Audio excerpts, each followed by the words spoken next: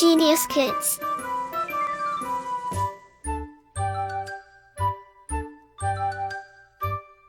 Cultivating love for learning. Chapter 10. On a winter's night. Halku and his wife lived in a village.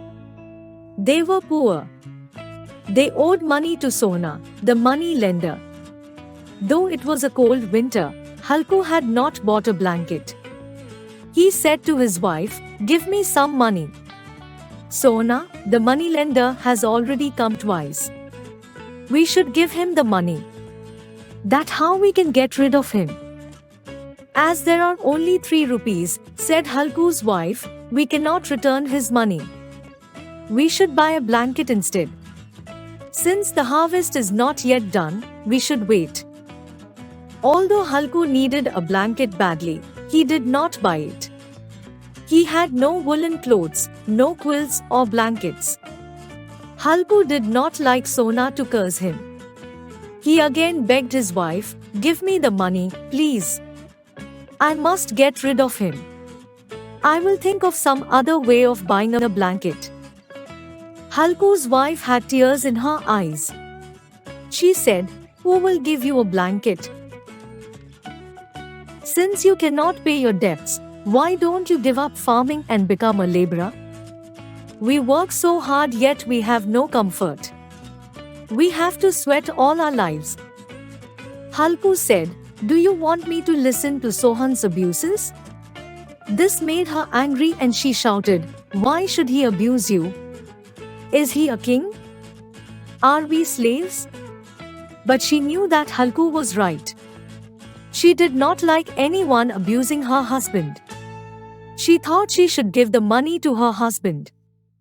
She took out the 3 rupees and put them in his hand and said, "Since farming does not give us enough to eat, you should give it up. We do not get any money to spend. The land needs all the money. We are always in debt. What do you get in return for all your hard work? Only abuses."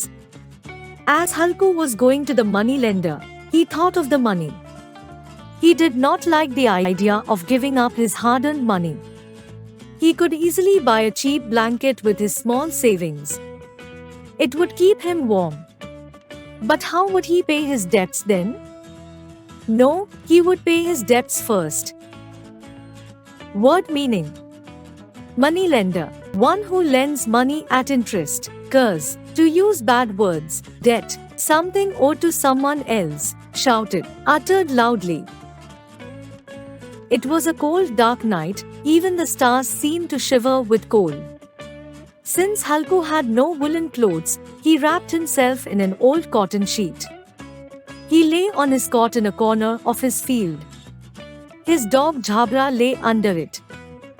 Neither Jhabra nor Halku could sleep. Halku smoked his clay pipe for the 10th time to keep away the cold. As he smoked, his thoughts went to rich landowners who were sleeping in their warm beds under woolen blankets. Where did they get the money from to buy these blankets? Surely, it was from poor people like him who worked hard and suffered, while the landowners kept on getting rich. Halku lay down again. He tried to sleep. But just as he stretched himself, he shivered. The cold went deep into his bones. Since he could think of nothing else, he took Jhabra and made him sleep next to him. This kept both of them warm. They were both happy. As they were about to fall asleep, Jhabra started barking. It was very cold outside, yet Jhabra ran into the field. He barked and ran from one corner of the field to another. Some animals had entered Halku's fields. The wind was icy cold. Jhabra had been away for an hour. Halku was cold again. He looked at the sky. It was not yet midnight. Halku thought of the mango orchard and went there. The ground was covered with dry leaves. Halku's hands and feet were numb. Since he had no other way of keeping himself warm, he made a pile of dry leaves and lit a fire. Jhabra was barking in the fields. Halku was alone. Soon the fire died out and the orchard was dark again. Although Halku was warm now, he did not go out into the field. He felt extremely lazy. As it became colder, his laziness increased. Jhabra was barking loudly.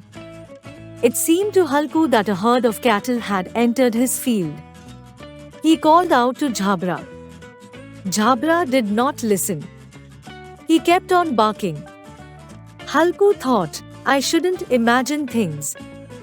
When Jhabra is there, no one can enter my field. Again Halku heard the cattle chewing. As he was cold and lazy, he did not move.